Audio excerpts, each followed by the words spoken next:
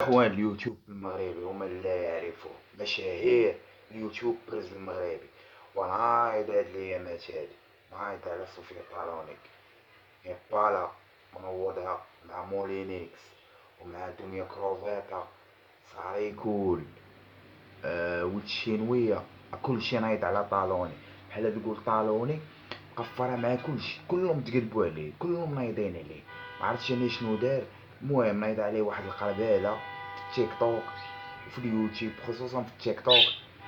طلعت مولينيكس، طلع مع ساريكول بت مطول وكيدويو قولب بزاف، دار ما دار. عاد تاني طلع نيبالا مؤخرا وطلع في اللايف ديالو وطلع مع كروفيتا دنيا وطلع مع مولينيكس وتشينوية تا هو. يعني كلشي مدير دابا على طالونيك، كلشي منوض على طالونيك. وكاع وصفوا مولينيكس قالك راه شاكفين هو حمزه مومبيبي. وهادو راه تصريحات خطيره.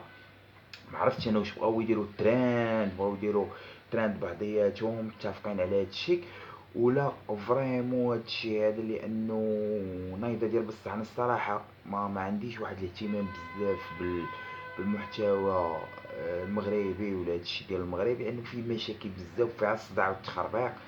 ولكن قلت غندير لكم هاد الفيديو، لو لقيت اقبل على هاد الفيديو لقيت فيه واحد التفاعل واعجابات غنعرف نولي نبدا ندير لكم هاد المحتوى المغربي على اليوتيوبرز والمشاهير. غيتسماو مشاهير، والله ما عرفتش مشاهير ولا لا.